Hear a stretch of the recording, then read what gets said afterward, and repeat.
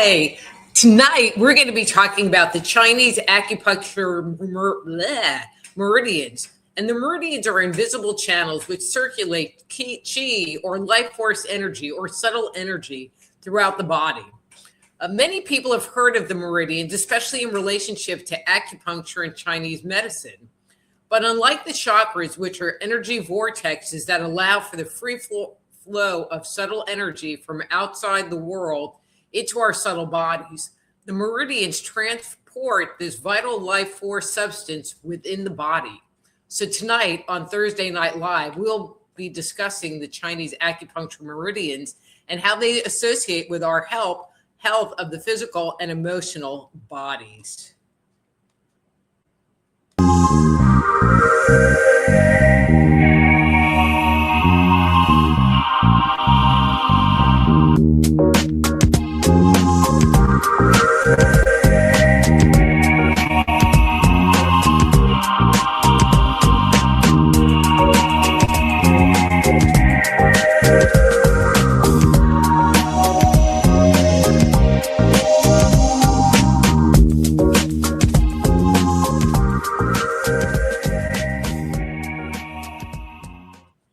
Hello and welcome to Thursday Night Live. I'm your host, Dr. Rita Louise, and thank you all for tuning into the show today.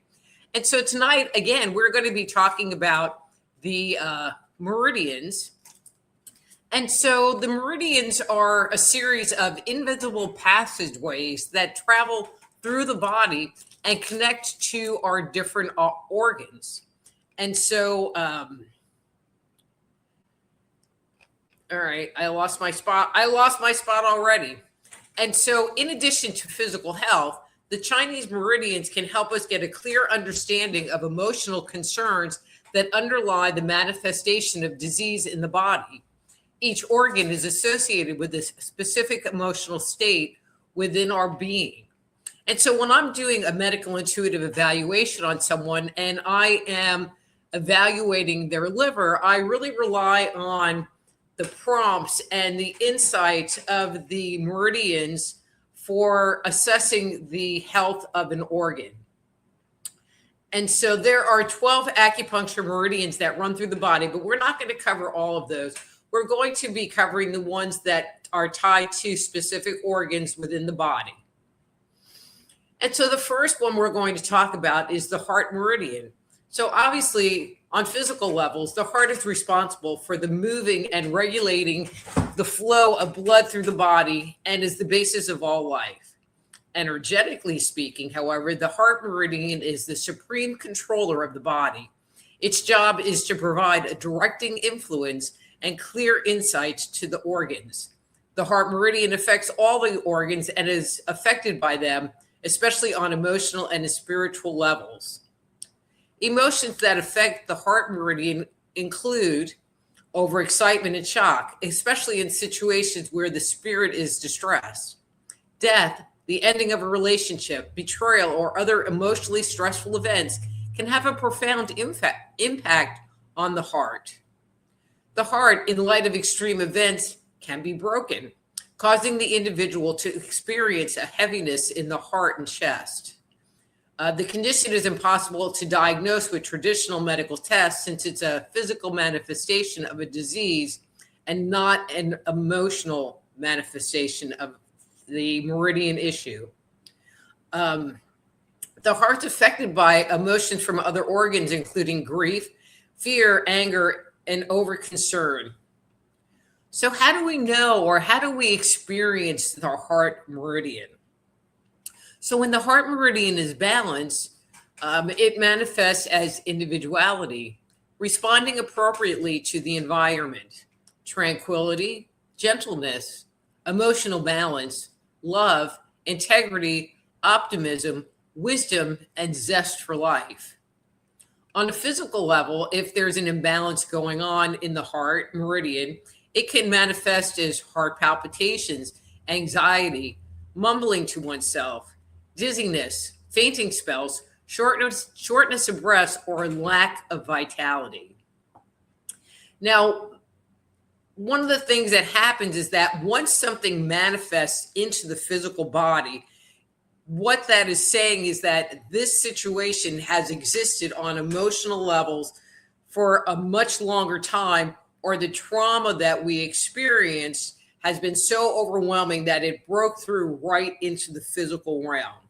And so I always like talking about the emotional impact or the emotional vulnerabilities of the different meridians, because if we detect this emotional state within ourselves, we might be able to go, oh, I'm having an issue with this meridian.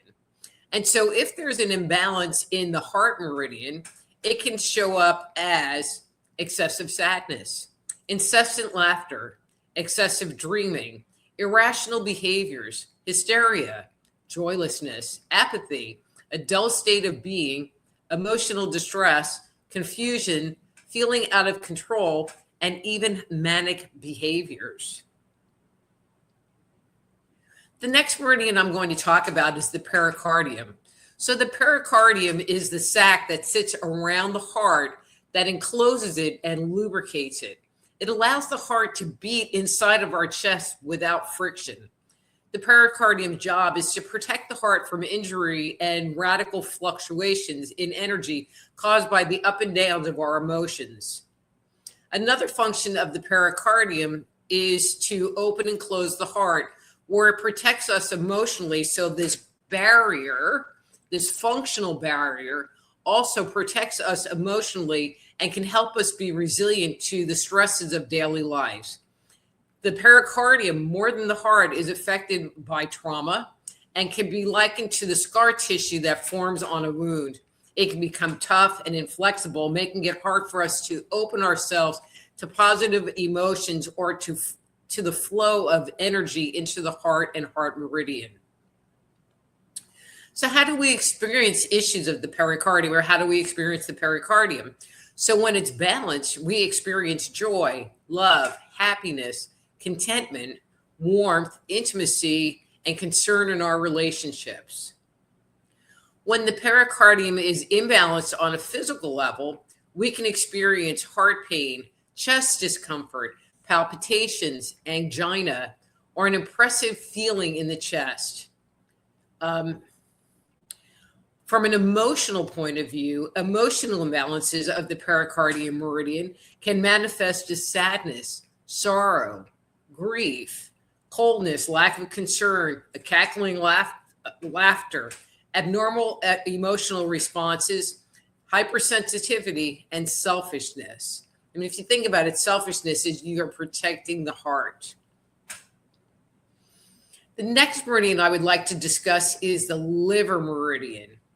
And so, the liver is responsible for cleansing our blood and detoxifying the body and nourishing and replenishing our blood. And it's considered the primary center of metabolism. Energetically speaking, the liver is responsible for maintaining and the smooth movement of our energy through the body. The liver works in conjunction with the gallbladder. If the plants that were derived, all right, I'm going to skip that part. Anyway, so how we experience the liver meridian. When the liver meridian is balanced, we are kind, benevolent, compassionate, and generous. It also supports our drive, planning, endurance, perseverance, clear intellect, ambition, patience, and organizational abilities. When it's imbalanced on a physical level, it manifests as dry, painful eyes with blurred or weak vision, lack of suppleness or pain in our joints, dry skin, dizziness, infrequent or spotty menstruation, restlessness, headaches, vertigo, having a red face or eyes, and a parched mouth. Emotionally, it can manifest as depression, anger, impatience, hatred, jealousy, or an attachment to a strong opinion. People that have liver emotional imbalances can also be power hungry, overambitious, controlling, irritable, resentful, frustrated, or filled with rage. And so I'm sure everyone knows somebody that has a liver imbalance.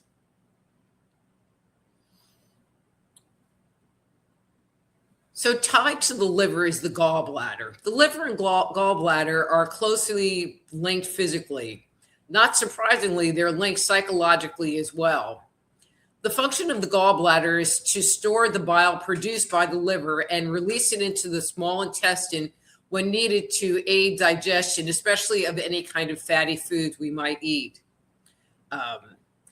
Combined, the liver meridian plans actions, and the gallbladder decides what to do and then executes the plan. Sometimes deficiencies of the gallbladder meridian can result because we're afraid to make a decision or feel overburdened or that our choices are not right. For others, they make decisions, formulate plans, but something intervenes, keeping them from carrying it out.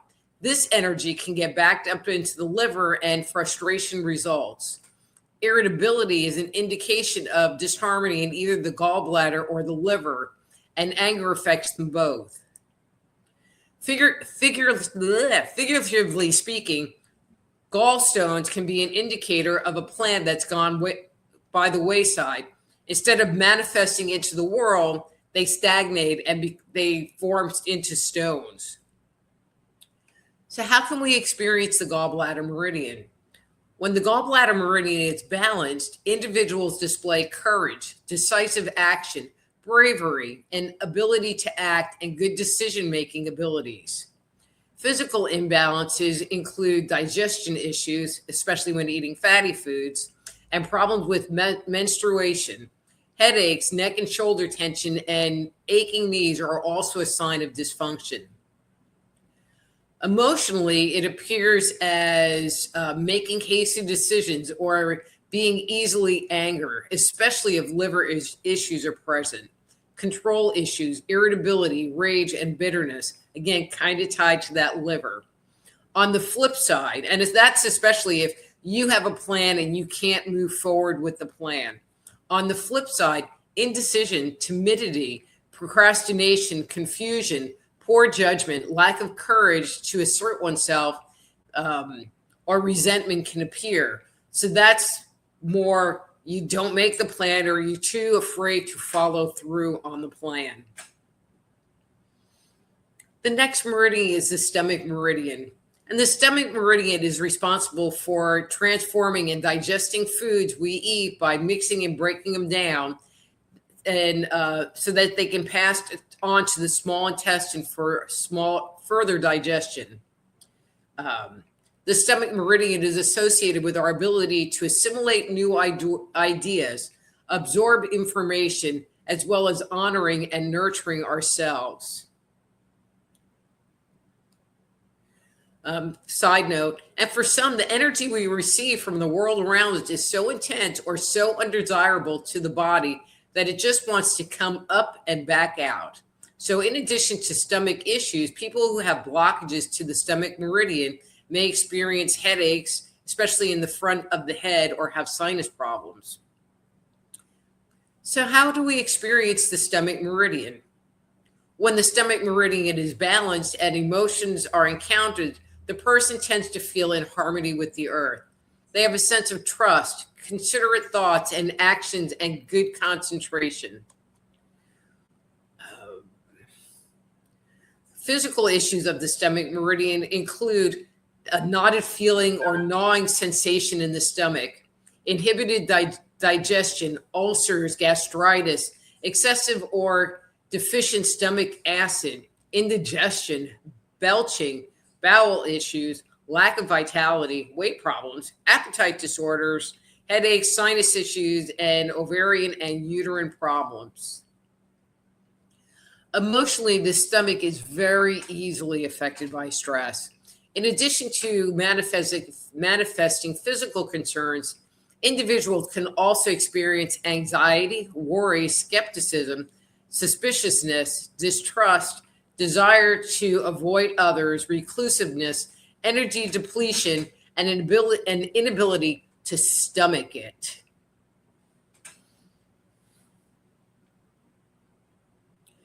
Next, the spleen meridian. The spleen meridian is,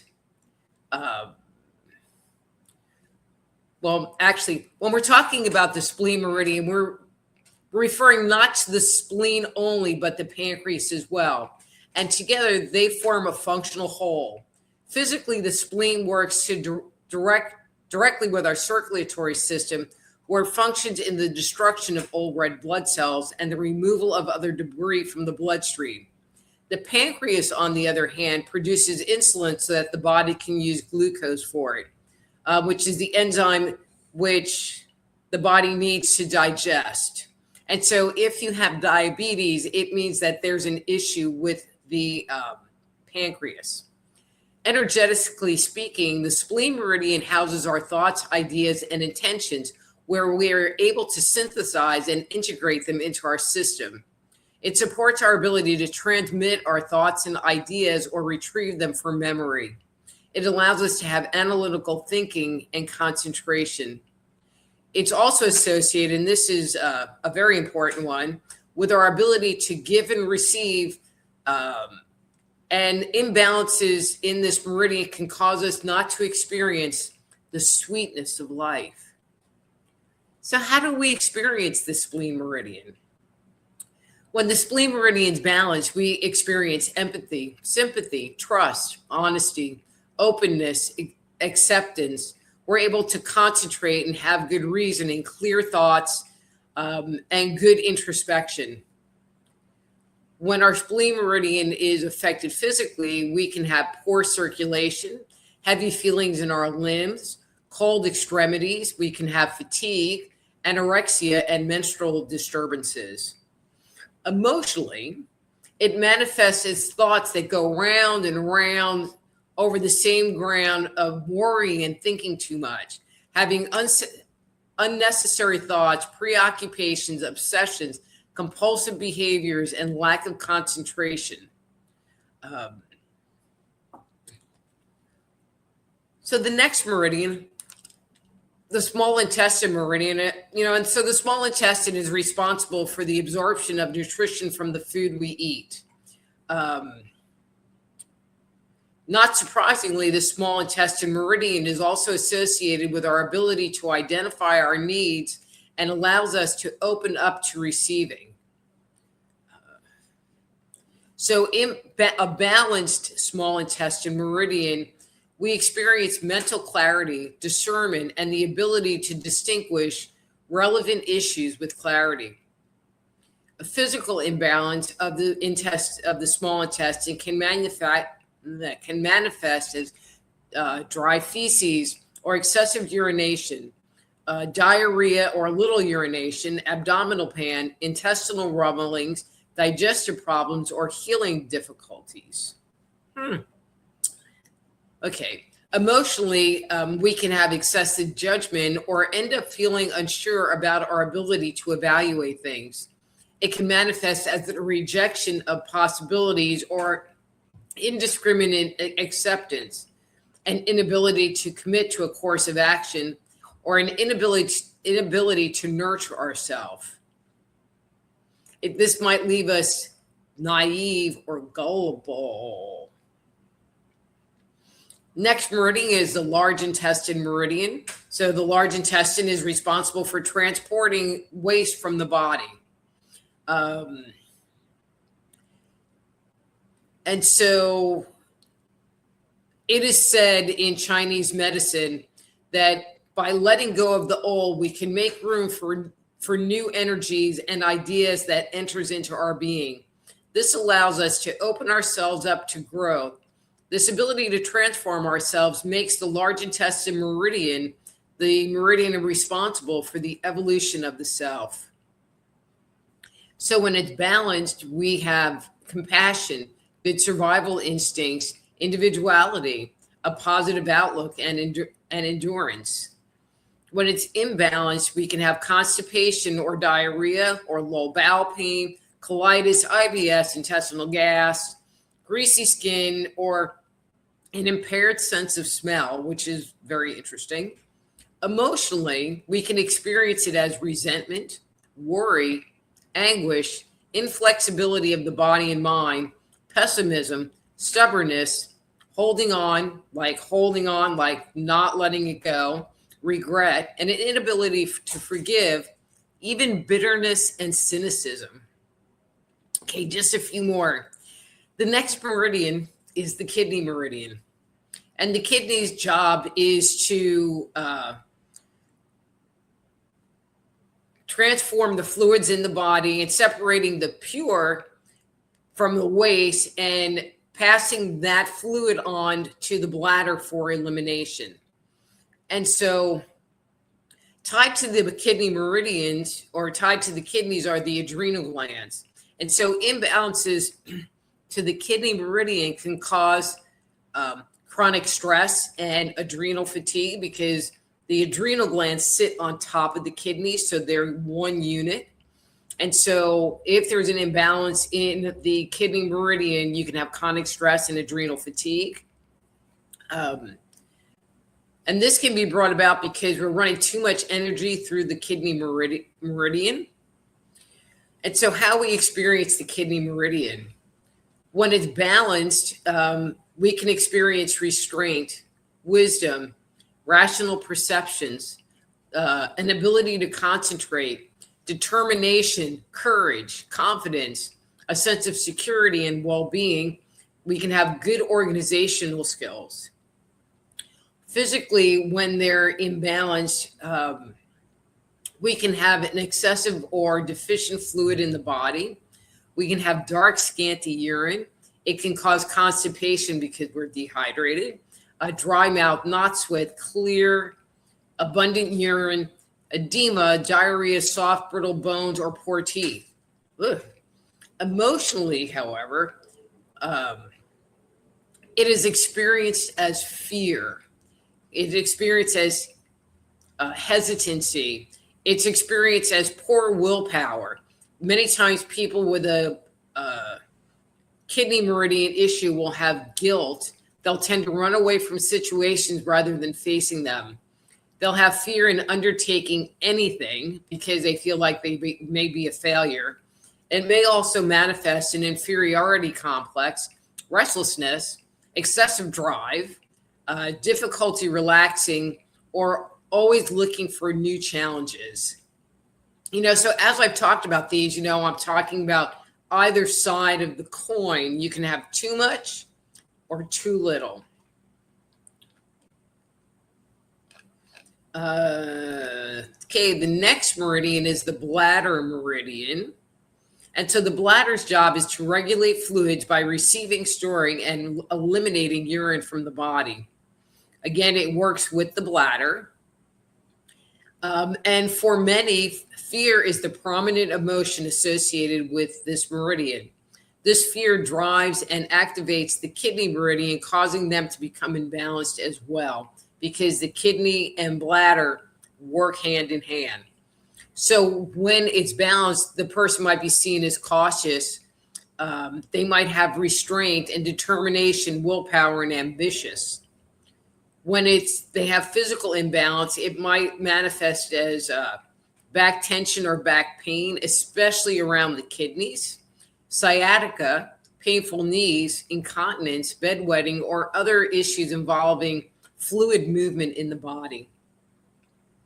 Emotionally, the person may lack confidence or nervousness. They might feel strained or be hypersensitive. They might feel overwhelmed or internally empty. They might not be able to stand up for themselves, or will do so at any cost. They may suppress their emotions, feel as if life's too much to handle, or be frightened, leaving them in a survival state. And our last meridian is the lung meridian. And so the lungs are responsible for gas exchange. We all know about that. And so the lung meridian works under the control of the heart meridian, and it provides us with a sense of inspiration and meaning in our lives. It transforms the energies of the soul, giving us the ability to create sharp, clear feelings. So when it's balanced, We have compassion, good instincts, intuition, very especially on like a heart level, heart chest level, free will, a positive outlook toward life, and a sense of purpose. When it's imbalanced functionally, we can have asthma, emphysema, a cough, congestion, sore throat, bronchitis, blah, blah, blah. But the lungs are also associated with the regulation of fluid in the body. Thus, imbalances can appear as edema, perspiration issues, or excessive phlegm. Emotionally, it can be experienced as difficult separating the I and the not I. Grief, repressed sorrow, depression, feeling weighed down, feelings of emptiness, crying, tiredness, boredom, pessimism, apathy, blah, blah, blah. It can also manifest as an inability to feel fulfilled or a state of being cut off from new ideas, people, and life. And so there are a couple more meridians that I haven't covered because I just really wanted to talk about the ones that are physical and functional. And so if you have an imbalance and would like to get some insight into what's going on a deeper level, or what you can do to resolve an issue that's coming up, or an emotional issue that is tied and associated to that, and understand like the core of it for yourself, reach out to me and we can set up time for a private consultation, because I have to tell you, that is one of my best things. Oh, well, I'm feeling congestion in my chest, and I'm not talking like allergy, like I feel a heaviness, and I can like dig down into them emotions and be like, wow, when you were 6, blah, blah, blah.